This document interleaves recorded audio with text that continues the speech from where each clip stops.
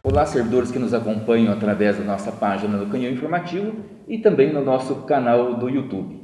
Conforme anunciado, nós estamos aqui hoje com o Dr. Rodrigo Manja Bosco, que é presidente da Fundação Municipal de Saúde, também o Thiago Silva, que é coordenador aí da vacinação em Ponta Grossa, e agora na questão da Covid também está à frente deste processo. No último domingo, nós tivemos o anúncio por parte da Anvisa da liberação de 2 vacinas para serem aplicadas aqui no Brasil. A Coronavac já estava sendo produzida em São Paulo, através do Instituto Butantan, e a vacina de Oxford, que vinha da Índia, teve todos esses problemas na questão da importação. Então, portanto, temos apenas uma vacina autorizada aqui no nosso país, que está sendo já aplicada na população.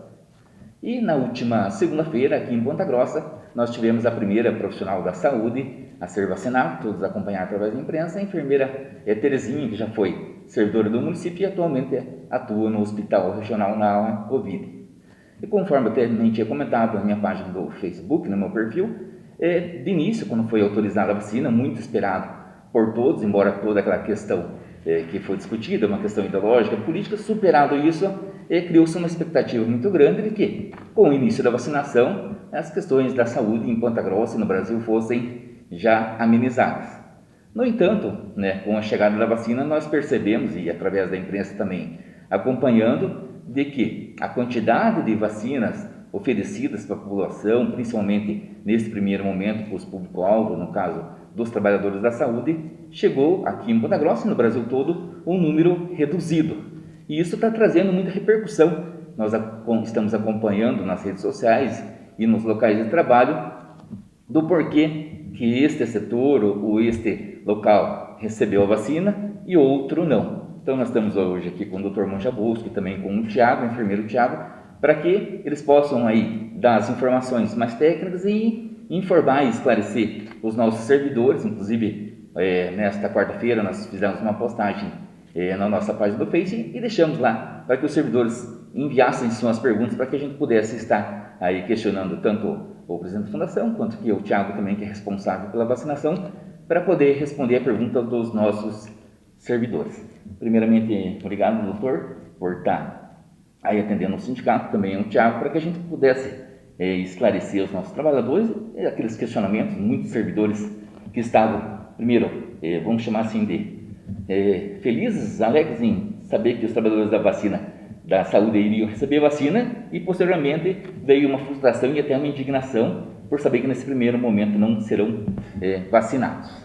Sim, obrigado, Roberto. É muito bom que a gente tenha esse momento de esclarecimento, para que a gente possa passar a informação correta, porque muitas vezes a informação de corredor ela é distorcida e muitas vezes não é compreendida como realmente se deu toda essa programação. Eu queria pontuar algumas situações para que a gente entenda o que está acontecendo. O Brasil tinha até segunda-feira a certeza de 6 milhões de doses produzidas de Coronavac que o governo federal adquiriu. E existia uma expectativa de 4 milhões a mais produzida na Índia, que foi frustrada, porque não se conseguiu, na verdade, a importação. Isso afetou diretamente a programação do início da vacinação do grupo prioritário, que eram os profissionais de saúde. Então nós tivemos que, o Ministério da Saúde teve que se redividir em relação a essas vacinas e distribuir país afora as quantidades que ele tinha. Consequentemente, cada estado recebeu uma quantidade bem mais limitada da quantidade de vacinas que se esperava. Previamente a isso, o Ministério já tinha feito uma solicitação para que a gente apontasse quais eram as instituições que estavam sendo referência para o Covid. E, recentemente, o Estado nos perguntou quantos são os profissionais que estão na linha de frente do Covid. Então, tem que ser entendido que isso era uma programação que já existia, já havia um monitoramento dessas situações. Segundo, é bom entender que, com a chegada dessas vacinas, elas vieram com algumas doses já delimitadas para um público específico, que hoje é o público que mais tem a mortalidade aumentada nos municípios. Então, muito além dos profissionais de saúde, as ILPIs vieram com uma recomendação expressa do Ministério da Saúde do Estado para que a gente fizesse a vacinação desses idosos. Por quê? Visto no país todo a quantidade desses pacientes que morreram dentro dessas instituições. Então, o que é a vacina? A vacina é uma forma de prevenção e de diminuição da mortalidade desses pacientes. Portanto, dessas doses que vieram neste momento, nós temos que assegurar a vacinação. E o Tiago me informou hoje que nós iniciamos a vacinação dos idosos das ILPIs hoje. Então, nós temos aí 300 doses que serão aplicadas nos pacientes das ILPIs, porque eles são a situação mais vulnerável hoje dos pacientes que não estão dentro dos leitos hospitalares. Então, esses 300 vão, digamos, competir com os profissionais da saúde nesse primeiro momento. Infelizmente, eu não tenho o que fazer. Essas doses já vieram dedicadas a eles. As demais doses vieram dedicadas a quem? A orientação que nos foi dada e nos foi cobrada. Então, eu quero que se entenda que isso não é uma decisão exclusiva da Fundação Municipal de Saúde, da minha cabeça ou da cabeça do Tiago. É uma nota técnica que foi discutida com a CESA, que veio a recomendação do próprio Ministério da Saúde. Os primeiros pontos a serem vacinados: profissionais que estão diretamente em atendimento ao paciente COVID, com maior tempo de exposição. É isso que as pessoas precisam entender. O que o Ministério quer com isso? Como em todo o país isso aconteceu e foi noticiado, os profissionais que estavam dentro das UTIs vieram a falecer por causa do Covid. Muitos médicos e enfermeiros morreram atendendo seus pacientes. O afastamento frequente dessas equipes trouxe problema para o atendimento da população. Então, o que o Ministério tomou de decisão, já que eu tenho poucas doses, vacinaremos primeiro esses profissionais, que estão 12 horas de plantão dentro das UTIs Covid, né, e estão diretamente associados ao vírus e com a maior carga viral sendo bombardeados. Esse é o profissional que neste momento precisa ser vacinado, mas entender uma situação. Aí algumas pessoas fizeram comentários que são até maldosos, veja, mas a zeladora foi vacinada lá no Hospital X, me desculpe, não é pelo grau de importância da profissão que nós estamos vacinando, é pelo grau de exposição ao vírus que, mesmo o zelador que fica dentro da UTI e faz a higienização, ele está mais exposto, desculpe, que um profissional médico que está na unidade de saúde. Então nós temos que proteger quem está mais exposto, quem fica mais constantemente em contato com o vírus. Essas são as primeiras doses que chegaram e essas nós faremos. Já aproveitando, doutor, vou colocar já a primeira pergunta aqui. Doutor Rodrigo, qual o motivo de empresas privadas receberem as vacinas e as UBS e o Hospital Municipal não receberam devido à quantidade suficiente da Coronavac? Pelo que sei, o Hospital Bom Jesus, o Unimed são referências para pacientes sintomáticos de Covid. Pelo que bem que sei, o trabalho que uma unidade básica atende todos os dias pacientes sintomáticos, assim como o PSM. Sim, isso é importante entender. Veja, eu não estou dizendo que quem está lá na ponta, ou quem está no pronto-socorro, ou quem está nas unidades de saúde, não tem um contato com o coronavírus. Tem, mas tem em exposição em menor grau. É diferente, Roberto, você está entubando um paciente dentro da UTI, onde vai gotículas de vírus para todos os lados, e aquilo é o dia inteiro, aquele ambiente fechado.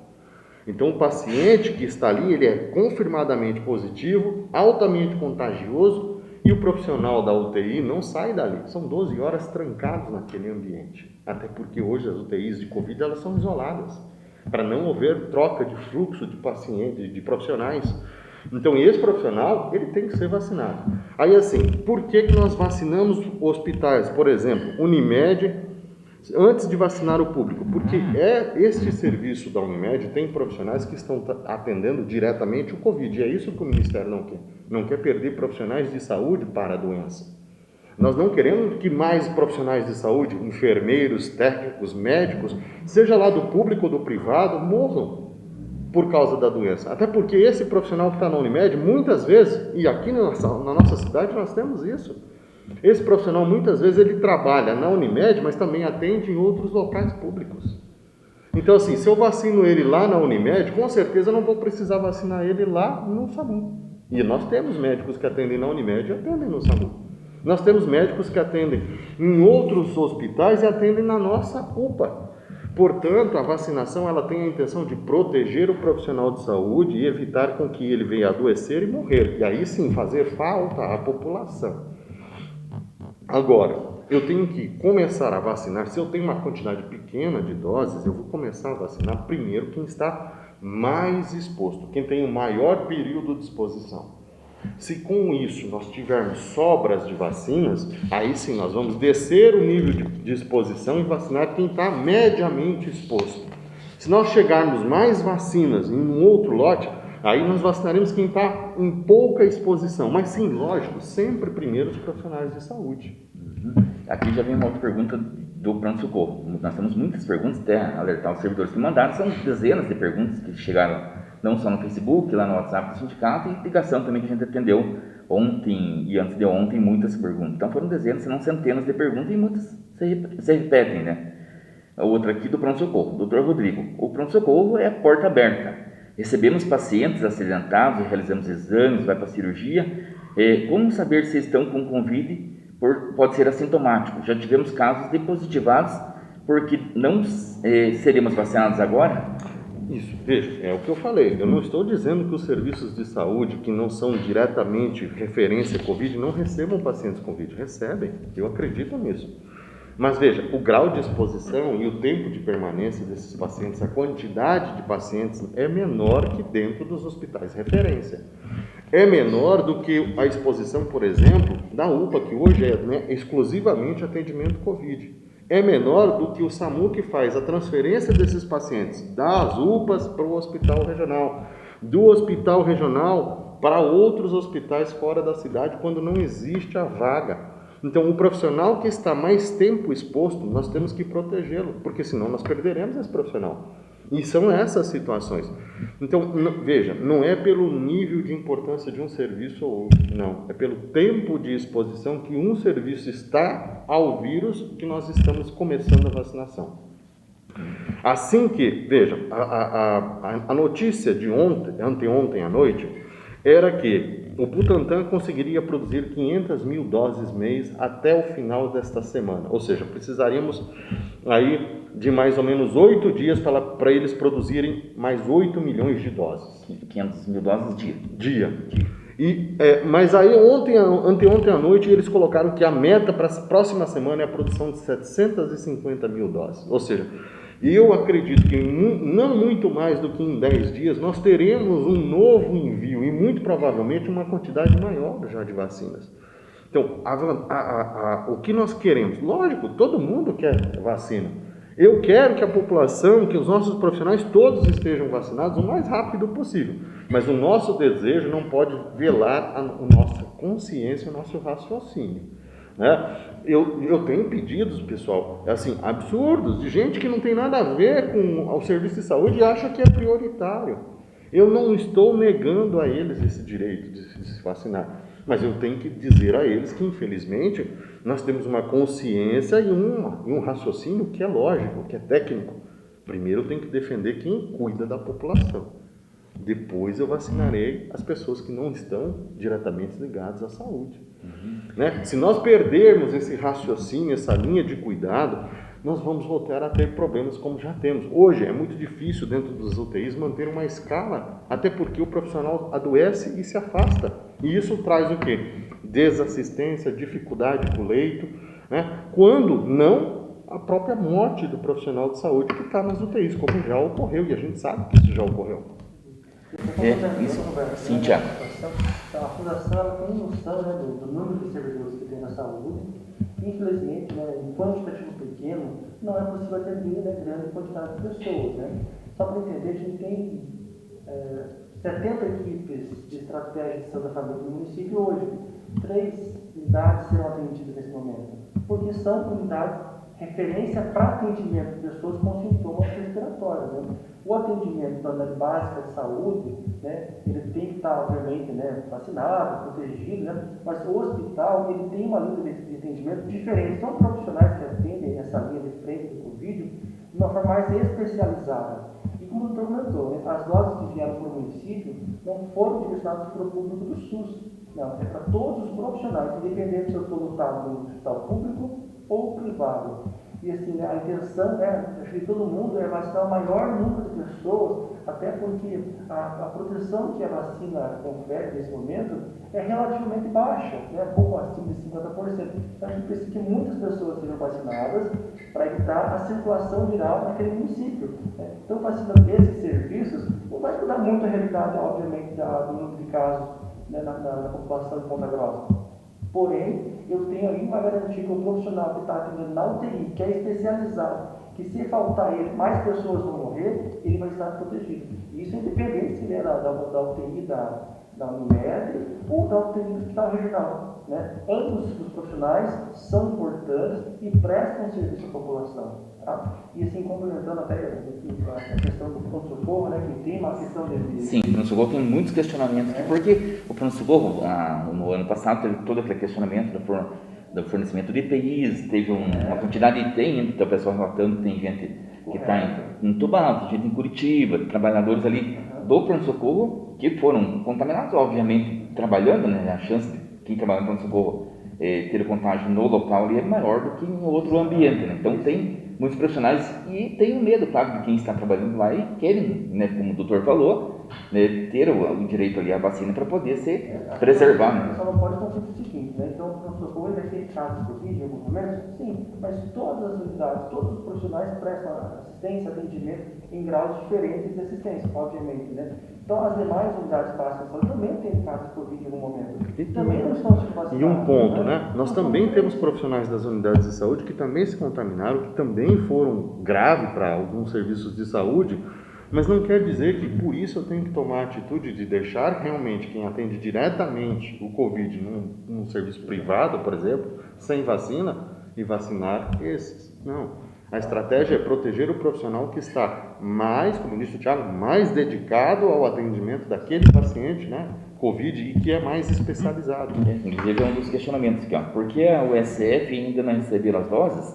Estamos diariamente fazendo monitoramento dos pacientes que não têm o telefone. Os acessos vão atrás, estão na linha de frente na unidade de saúde, como os demais orientando e encaminhando os pacientes sem roupas especiais quando vão ser imunizados. Então, essa questão das unidades, o senhor já explicou, o Thiago também, mas já vem uma pergunta não só das unidades e também do pronto-socorro ou dos locais ainda que não receberam. Roberto, eu acho que essa situação se resolve a partir do momento que a gente tenha mais doses. Então, o que nós temos? Veja, e isso é importante. Isso não quer dizer que de um dia para o outro tudo vai virar um caos. Não é. Veja, é mais uma ferramenta de luta contra o coronavírus. Mas eu volto a falar, as pessoas perderam um pouco o sentido. A vacina traz uma certa segurança, mas como disse o Thiago, é 50,78% de taxa de efetividade. Se eu aplicar em 10 servidores, não quer dizer que todos estarão tranquilamente protegidos. Aí já uma pergunta que o senhor consegue responder de imediato. Então, vieram 3 mil doses para todo o município, como o Thiago falou, de pública e privada. Quantas doses seriam necessárias para aplicar em todos os profissionais da saúde? Então, pega na unidade ESF, médico, enfermeiro, zelador, ACS e endemias. Então, a coordenação geral do Programa Nacional de Imunizações, né, ela organizou a campanha nacional de forma escalonada em fases com grupos elegíveis à vacinação. Então, a primeira fase, né, de vacinação, ela deve beneficiar ou deve indicar a vacinação para profissionais de saúde. Em Ponta Grossa são cerca de 9 mil servidores. Servidores, né, profissionais... Trabalhadores da saúde. Não só da fundação, obviamente, né?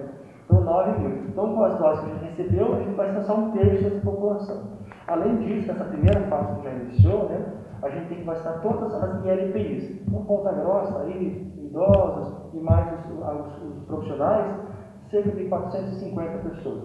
Tá? Tá? A outra, outro grupo, né, elencado nessa primeira fase são os idosos maiores de 75 anos, que em Ponta Grossa são cerca de 15 mil pessoas, né? E além disso são no somatório disso, né? Então o número próximo é 22, 23 mil pessoas para a primeira fase em Ponta Grossa. Então a gente recebeu 3 mil doses. Então não vai contemplar todo mundo na primeira fase, obviamente, né? Então 3% não dá para muita coisa, digamos assim. Então, só te interrompendo um pouquinho, você falou dos idosos acima de 75 anos que estão nessa primeira fase também, e digamos que eles competem com os trabalhadores da saúde.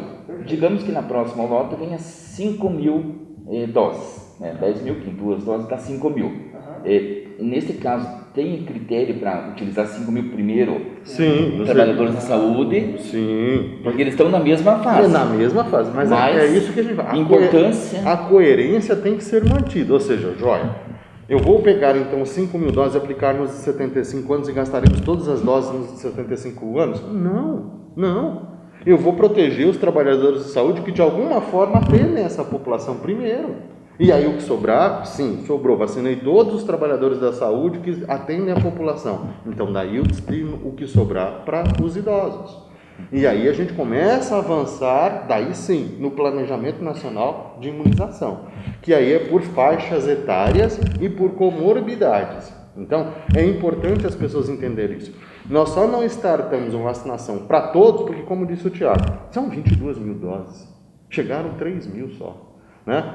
Só de trabalhadores da saúde são 9 mil, quer dizer que necessariamente eu teria que ter 3 vezes mais doses para poder atingir a todo mundo. 3.022 dá 15% do total, né? E assim, em termos de número, doutor, vamos falar agora de servidores municipais. Do total de trabalhadores na área da saúde, tem ideia de quantos por cento vão ser vacinados nessa primeira fase, com as 3 mil doses que chegaram para todo o município? Tem esse número já levantado ou ainda não? É um número bem menor, bem pequeno, porque assim, eu acredito que nós chegaremos aí mais ou menos a uns 20, 25% de trabalhadores do serviço público. Você está me perguntando? Isso, do município. Mas lembrar que o servidor do hospital universitário, ele é um servidor público, Roberto. Entenda isso. Sim, mas no caso nós, sindicato do município. Sim, mas esse é o problema, é que a dose não veio exclusivamente para o município. Isso é importante entender. Ela veio para atender o público de trabalhadores, né, que estão diretamente relacionados ao Covid. E só nesse sentido, por exemplo, só o hospital universitário ele praticamente utiliza 45% dessas doses por causa da escala de trabalho, porque hoje aquele hospital todo atende só o Covid. Essa pergunta que eu ia fazer ontem, vendo na imprensa também, o servidor me questionou, que ontem em torno de 200 profissionais foram imunizados no hospital regional, mas que nos próximos dias em torno de 1.600 trabalhadores seriam imunizados neste local. Esse número 45% das doses elas foram destinadas ao hospital universitário, porque hoje todo aquele hospital está exclusivamente envolvido ao atendimento Covid, né? Então assim, lá está todas as UTIs, todas as enfermagens, todos os laboratórios, todos os técnicos de laboratório, de radiologia, pessoal da higienização, da limpeza, o pessoal que maneja com os corpos. Então assim, é um quantitativo realmente muito grande. E aquele hospital, ele é, pelo Estado, a referência da região, né, dos municípios, né? Então, nós temos que realmente imunizar todo aquele pessoal. Aqui tem uma pergunta também dos motoristas. Gostaria de saber se nós, motoristas da Fundação, que transportamos coleta de exames de suspeitos de Covid e outros exames dos casos de unidades, também transportamos paciente para outras cidades, seremos ser vacinados agora, no mesmo período que os demais servidores do caso, ele coloca. Então, Roberto, veja. Motoristas. Veja, nós estamos falando de trabalhadores da saúde, profissionais da saúde. Ou seja, o profissional da saúde é o zelador, que está na unidade de saúde ou está no hospital. O motorista do hospital, da ambulância, ele é um trabalhador da saúde. Então, veja, quando chegar as doses necessárias e suficientes, todo e qualquer trabalhador que está envolvido na condução de um paciente, no transporte de um paciente, ou então envolvido na logística de trabalho relacionado ao atendimento de pacientes, sim, ele será vacinado. Porque nós temos ali no pronto-socorro aquelas ambulâncias que não são do SAMU, que elas fazem transporte. Mas transportam pacientes... Sim, mas eles não vão entrar nessas 3 mil. Nessas 3 mil eles não estarão. Eles estarão no que é o prioritário para a equipe de saúde. Ou seja, provavelmente a próxima leva de vacinas que chegar. Com relação a unidades e pronto-socorro, principalmente, que são as principais perguntas, né? São diversas perguntas, mas que elas vão no mesmo sentido, né? Sim. Eles atendem o paciente COVID, muitos, até o pessoal comenta bastante que tem muitos pacientes que chegam lá num ponto, que estão positivados, estão sendo monitorados e vão na unidade, porque nós sabemos que nem todos cumprem, infelizmente, a quarentena. Então vai na unidade, depois acabam descobrindo, ou administrativo, ou enfermeiro, médico, enfim, descobrindo que aquele paciente é positivado de Covid, né? Então, esse é o receio dos trabalhadores das unidades e também do pronto-socorro também não é diferente, né? Então, e lembrar assim, veja, a aplicação da primeira dose não te confere imediatamente imunidade. Essa imunidade só será atingida depois da segunda dose com mais ou menos 30 dias. 30 dias após a segunda dose. Isso. Então, o que isso quer dizer? Mesmo quem se vacinou hoje não pode deixar de tomar nenhum tipo de cuidado em relação ao atendimento do Covid. Né? Mesmo quem está vacinado não pode sair por aí sem máscara, se descuidar na sua paramentação de trabalho. Não. Ele continua tendo os mesmos critérios de cuidados que ele tinha antes da vacina. E essa informação é importante, que vale para os trabalhadores da saúde, mas para toda a população que será vacinada, né? Primeiro, os públicos prioritários ali. Então, toma a vacina hoje, 21 dias. 25. O Ministério fixou 25 dias, toma a segunda dose. Depois de 30 dias. Depois de 30 dias é que você efetivamente vai estar, quem desenvolver a imunidade, porque lembra, a vacina ela dá uma taxa de 50%, só para algumas pessoas não acontecerá essa imunização, mesmo vacinado. Né? Ela pode não se refletir em imunidade adquirida.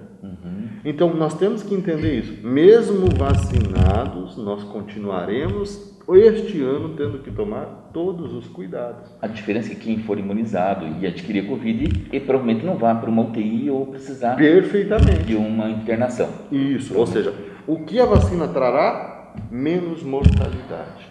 E é por isso que a gente está evitando a mortalidade primeiro dos profissionais que são especializados e estão diretamente ligados ao atendimento. Acho que com relação à questão dos trabalhadores da saúde, se não ficou esclarecido, chegar depois alguma outra dúvida que a gente não tem respondido, a gente encaminha para o Dr. Manja Bosco ou para o Tiago para poder esclarecer novamente. Mas o principal angústia do servidor é por que não fomos vacinados e quando que seremos. Então, esse é o grande questionamento. Aí eu estou usando um artifício do... Estou apostando, tá, Roberto? Eu estou apostando que em 10 dias nós receberemos uma nova remessa de vacinas, certo?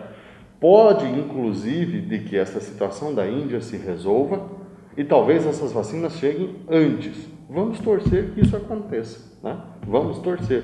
Porque, lógico, a intenção da Fundação é vacinar, como o Tiago falou, um maior número de pessoas. Para quê? Para que a gente diminua a circulação do vírus, consequentemente, menos casos de novos positivados e novos casos graves afetando os serviços de saúde. Essa é a ideia. Aqui vem uma pergunta que é de servidor, mas que é uma questão mais familiar. Inclusive, aí é uma questão minha também. Eu tenho uma menininha de 4 anos e meio que ela é do grupo de risco. Então, está em casa, não sai para lugar nenhum, não vai para a escola, não, por causa que ela é do grupo de risco. E eu também, como outros, tinha expectativa. Chegando a vacina, na hora que chegassem os grupos de risco, ela poderia tomar a vacina por fazer parte dele. Aí, vendo os noticiários, as informações que menores de 18 anos, adolescentes e crianças e também gestantes não receberão a vacina em momento algum nessa primeira etapa. Por que, doutor? Bom, por quê? Primeiro, essa vacina, tanto a Pfizer e a Oxford, elas, na verdade, elas estão, certo?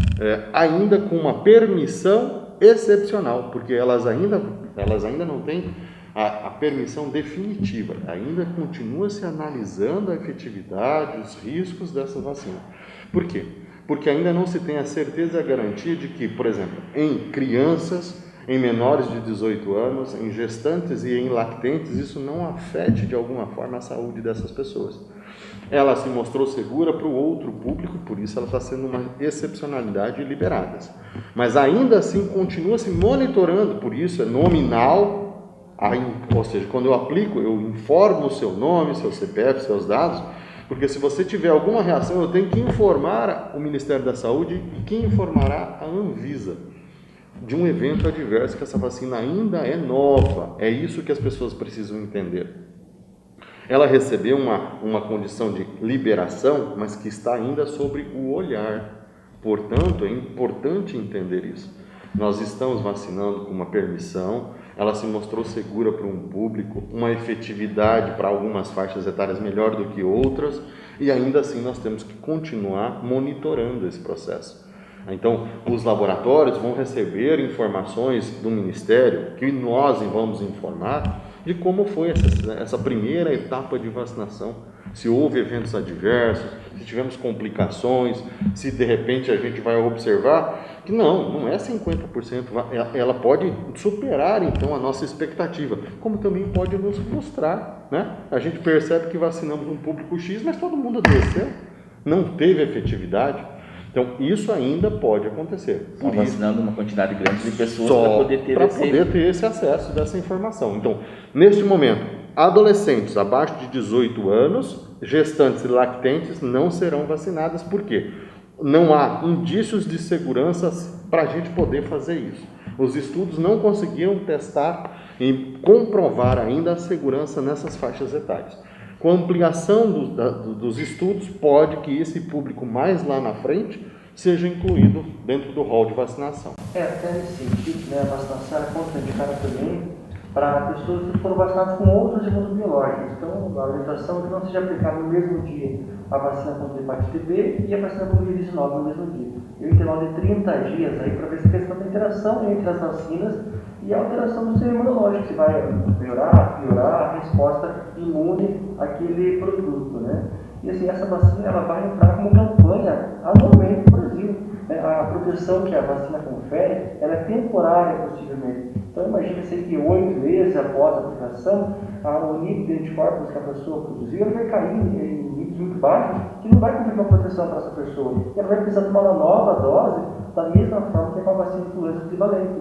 Né? Então, possivelmente em 2022 é a campanha nacional de vacinação contra a influenza e Covid-19 vai ser, né, juntas. Né? E o Brasil é um país que tem uma capacidade de produção enorme de vacina, eles exportam vacina para muitos países. Né? Então, assim, o Butantan, a Fiocruz, né, tendo uma produção em larga escala, com um invase em grandes doses diariamente, o Brasil vai exportar para a América Latina, vai ser o principal país que vai ter doses para toda a América Latina. Então não vai faltar doses para ninguém. A intenção do Ministério é vacinar todo mundo, é simplesmente nesse primeiro momento, pelo número restrito de doses, direciona-se para um pequeno público, mas aos poucos vai se avançando para vacinar a maior parte da população brasileira. A gente já começou a avançar em relação à vacinação, todos os servidores, trabalhadores do SAMU já foram vacinados, são nossos colegas de trabalho, as unidades de referência também estão sendo vacinadas hoje, né? E aos poucos, né, os hospitais que retiraram doses, como os profissionais trabalham mais com o hospital, possivelmente eles acabam devolvendo algumas doses. Essas doses serão direcionadas para mais servidores do município, ali, que atende a população, enfim, que a gente possa colaborar com eles também. Já aproveitando a fala do Thiago, doutor, e para responder uma pergunta aqui de uma servente escolar. Na segunda-feira eu fiz para o senhor essa pergunta, mas é bom sempre estar reiterando. H1N1, a vacina, no caso dos profissionais da educação, é somente destinada a professores. E aí, com essa informação de que as crianças não serão vacinadas nesse primeiro momento, e aquela discussão da volta presencial das aulas, qual que é a preocupação dos trabalhadores da educação? Teremos crianças que não serão imunizadas tão rapidamente, e trabalhadores que de repente não serão vacinados. Então, a pergunta que as serventes escolares também têm direito à vacina, já que da H1N1 eles ficam à margem da vacinação. Né? Dentro do Plano Nacional de Imunização, os profissionais da educação, todos estão contemplados para serem vacinados. Mas na primeira etapa, vacina o professor, vacina ou ainda... Não. Eles estão dentro de um grupo específico. Eles serão vacinados sim, mas dentro de um grupo específico que contempla os profissionais da educação. A princípio, Roberto, na quarta fase, né? Porque as fases, né, a segunda, a terceira, a quarta, ainda não tem data, porque o Ministério não tem doses, né, disponíveis para poder organizar datas das fases. A gente iniciou a primeira fase na segunda-feira. A gente não sabe quando vai iniciar a segunda fase, que são para as pessoas de 60 anos que não estão nas ILPIs. São 32 mil pessoas em Ponta Grossa. Então, depende o governo federal adquirir doses ou ter uma produção nacional de grandes doses para poder colocar datas, né, para essas fases. Então, os professores e servidores da educação possivelmente serão contemplados na quarta fase da vacinação. Isso nesse momento, né? Se a coordenação geral do Coimbra entender que é importante adiantar essa fase dos professores, enfim, e funcionários da educação antes da quarta fase, para retorno às aulas, a gente vai implementar isso aí. Isso é importante a gente entender, Roberto. Veja, o Planejamento Nacional de Imunização, ele não é fixo. Ele é um planejamento que pode ser frustrado ou então até melhorado. O que eu digo? Algumas fases podem ser antecipadas. Veja, o Ministério está hoje se programando com as doses que ele tem. Mas como eu te falei, aumentou a produção. Conseguimos resolver o problema da Índia e importamos vacinas. Então, consequentemente, eu vou avançar no esquema vacinal e posso antecipar algumas fases. Então, a política, por exemplo, de reabertura e retorno às aulas, ela se torna eminentemente importante. Pode ser que esse grupo ele sofra uma modificação e suba no grau de importância. Mas, para isso, primeiramente, você precisa ter um insumo, ou seja, a vacina. Então, é isso que é importante entender. Mas, sim, respondendo à pergunta específica da servidora, sim, eles estão contemplados dentro da política de imunização contra o Covid, porque eles são um público importante, justamente por estar em contato com as crianças. Então, uma informação importante não só para os serventes, merendeiros, escriturados, que sempre ficam frustrados na vacinação da H1N1. E agora, para finalizar, essa questão da vacina deu polêmica desde o início, inclusive o STF se manifestou com relação à obrigatoriedade de se tomar vacina e jogou para os estados e municípios uma eventual punição àqueles que não quisessem tomar a vacina. Vamos pegar não só dos profissionais da educação, da saúde que nós estamos falando, mas de toda a população. Aqui em Ponta Grossa, aquelas pessoas que não quiserem se vacinar, não tem lá o profissional de educação, o profissional da saúde ou para os idosos, e não queiram se vacinar. Nós sabemos que tem essa questão que existe, infelizmente. Existe alguma previsão de punição, de restrição para essas pessoas, doutor? Veja, o próprio STF ainda deixou essa matéria para uma nova avaliação e um novo parecer. É algo ainda complexo. E veja, Roberto, eu não consigo entender que a gente faça essas coisas da forma impositora. Né? Não tem como sair laçando as pessoas no meio da rua e vacinando. Né? Eu acho que não é dessa forma que a gente faz. Isso se chama democracia nesse país. Nós temos que respeitar as pessoas e fazer o entendimento disso. As pessoas talvez nesse momento não querem se vacinar porque elas têm medo, porque elas ainda acham algo inseguro. Mas conforme a vacina é aplicada, certo? Os profissionais de saúde começam a criar sua imunidade. Isso diminua o número de novos casos. As pessoas vão entender que a vacina é segura. Ela pode ser utilizada. É o meme que anda por aí, né? Se você fazer a vacina do Covid, vai virar jacaré. Se ninguém virar jacaré, muito provavelmente as pessoas vão começar a entender que sem problema pode-se fazer vacina, é segura, traz benefício para a saúde, evita a morte. É isso que as pessoas precisam ter essa consciência e entender. E muitas vezes, alguns adquirem essa consciência rapidamente, outros um pouco mais depois. Então, eu não vejo que a gente vá tomar uma medida impositora. Eu acredito que não. Eu acho que sim, nós traremos sim a consciência, o entendimento, a segurança para que as pessoas utilizem sim as vacinas. E é claro que uma coisa é a teoria, as pessoas discutindo às vezes nas redes sociais, que é chamada de vacina no início, porque veio da China, aquela questão ideológica, né? Que infelizmente existe, a questão política, mas eu já vi também pessoas que nas redes sociais falavam da vacina, que não iam tomar, e agora estão brigando porque não receberam a primeira dose. Então, uma coisa é a teoria, outra coisa é a prática. É a prática. Então, mas isso, né, como o senhor falou, é uma questão de conscientização, e claro que é importante que todos tomem, porque daqui a alguns meses nós não teremos aí nossos leitos de hospital, UTI, lotado como tem hoje, né? Sim. E até com relação a isso, doutor, como que está a questão, né, dos hospitais? Nós tivemos a informação, por exemplo, na terça-feira, que a UTI do Hospital Regional estava 100% lotada e 92% dos leitos, né? Sim. E nós tivemos um número grande de casos nas últimas semanas e isso reflete lá no hospital. Isso é importante a gente falar porque assim, isso, a população de servidores também é um transmissor de informação. Ele replica a informação para a população como um todo. E, Roberto, nós estamos desde segunda-feira com a UPA lotada todos os dias. Os leitos que eram de observação na UPA se tornaram leitos semi-intensivos. Então, eu tinha 4 leitos de emergência na UPA, hoje eu tenho 21 leitos. Esse serviço se transformou a nossa principal referência em retaguarda dos casos graves de Covid. O hospital, muitas vezes regional, deixa os pacientes na UPA por 4 ou 5 horas lá, até que consiga vagar um leito e absorver esses pacientes. Então nós a UPA virou sim um ponto de referência. E para que entendam que a situação realmente está grave, nesses últimos dias ela tem tido todos os dias lotação máxima. Capacidade da UPA de instalada já está superada. Tanto que em alguns desses dias, pacientes ficaram muito tempo lá e acabaram tendo que ser transferidos para outras cidades. Foi paciente para Guarapuava, para Campo Largo, inclusive para Curitiba. Por quê? Porque estavam há muito tempo já internados na UPA aguardando um leito. Como o regional estava lotado, não conseguia novos leitos, nós tivemos que tomar a decisão de mandar esses pacientes para outros hospitais para seguirem com o seu tratamento.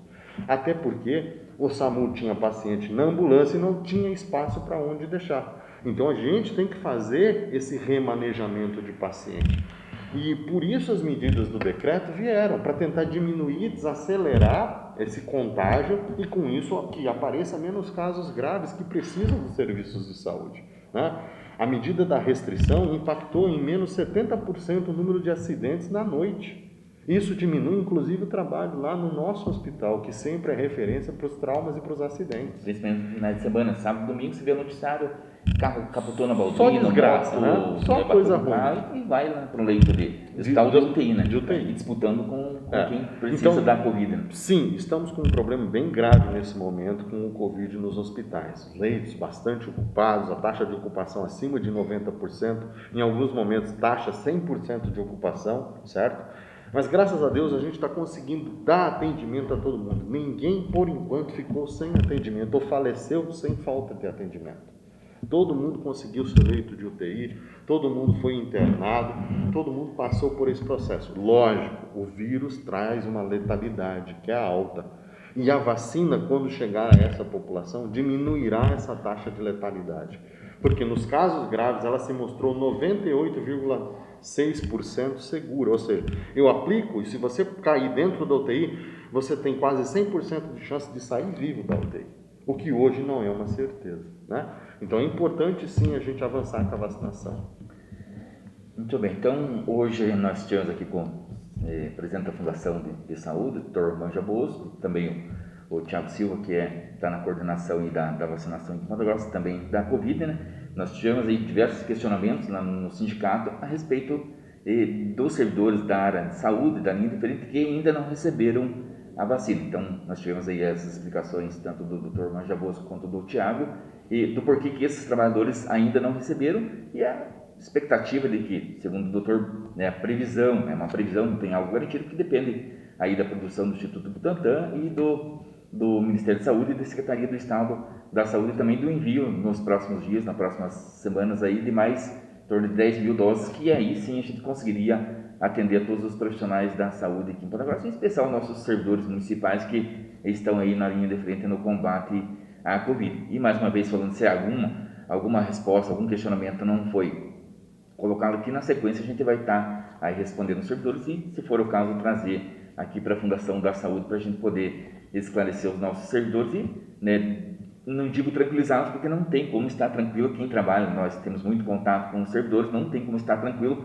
principalmente nesse momento, um momento bem crítico da pandemia. Então, os trabalhadores realmente muito angustiados, muito preocupados com a sua saúde dos familiares, tudo aquilo que quem trabalha na área de saúde sabe melhor do que eu, esse ambiente e essa preocupação que existe. Então, mas era importante a gente fazer esses questionamentos e ter esses esclarecimentos para que os servidores, embora, claro, como eu falo assim, aceitar é difícil, porque todo mundo quer tomar vacina, ninguém vai aceitar que outro tomou e eu não tomei, isso é natural do ser humano, mas para mostrar que realmente existe um planejamento e existe segundo o doutor, uma orientação que vem da CESA para que o município faça, e não é o município que vai determinar qual o público que vai tomar vacina nesse primeiro momento. Foram apenas 3 mil doses para um público aí de mais de 9 mil trabalhadores da saúde, que o Thiago nos informou aqui durante essa entrevista.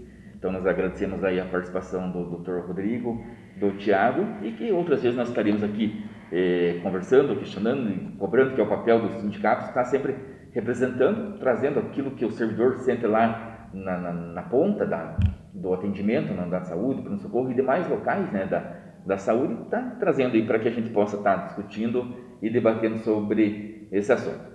Obrigado a todos e qualquer dúvida, estamos à disposição lá no Sindicato dos Servidores Municipais.